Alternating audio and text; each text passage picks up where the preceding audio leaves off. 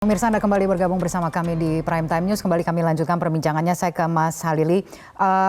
Mas Halili, kalau kita melihat dari perkembangan kasus ini dari sejak tadi paling tidak ya sudah terungkap bahwa polisi benar-benar dituntut bekerja secara profesional, ada kehati-hatian sehingga ketika kemudian kita melihat ada desakan masyarakat paling tidak ya perhatian masyarakat sekarang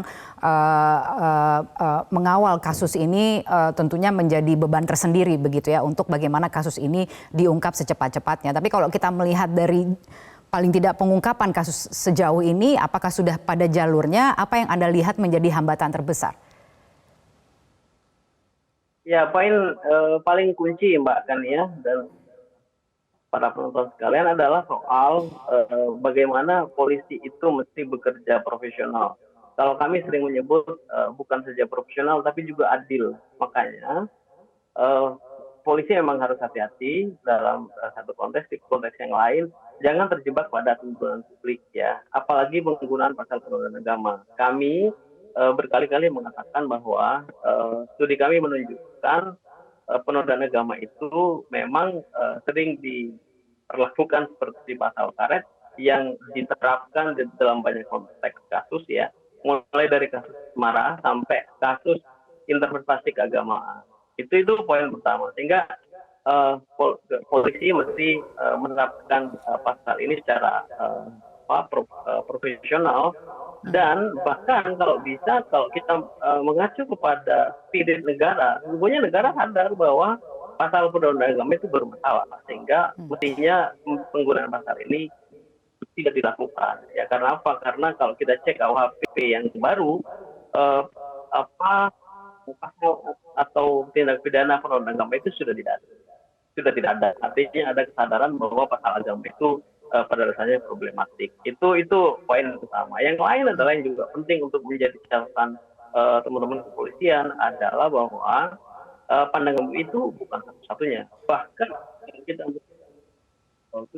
lihat satu Undang-Undang 12 tahun 2011, fatwa MUI itu kalau dia diperlakukan alat bukti ya silakan saja, tapi MUI itu mengeluarkan pandangan saja dari fatwa yang dikeluarkan itu. Jadi fatwa MUI itu bukan dasar hukum yang mesti dipedomani ya. Banyak saksi ahli lain, saksi yang ahli di bidang substansi ini yang bisa memberikan pandangan, dan fatwa MUI bukan satu-satunya. Dalam banyak konteks tadi ya di narasi awal memang dinyatakan bahwa faktanya fatwa MUI itu sering diperlakukan sebagai determinan dalam penerapan pasal pidana di kasus yang lain, misalnya Gavatar tadi disebut. Itu tentu saja memang pada akhirnya menjadi sesuatu yang paling mudah ya, kalau tujuannya hanya membuat publik happy ya dengan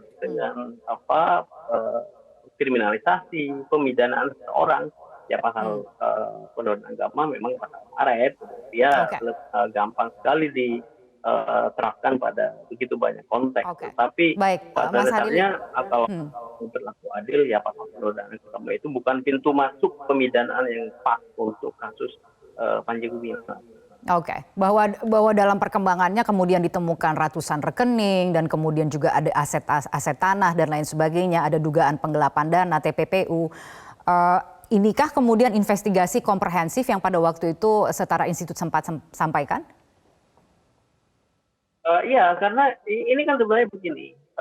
Kalau tadi disebut oleh Mbak Kani ya, oleh Pak Arianto ya, soal pidana-pidana yang lain, saya kira itu pintu lain yang lebih komprehensif untuk memberikan penegakan hukum yang adil ya. Kalau penodaan agama ini potensial tidak adil.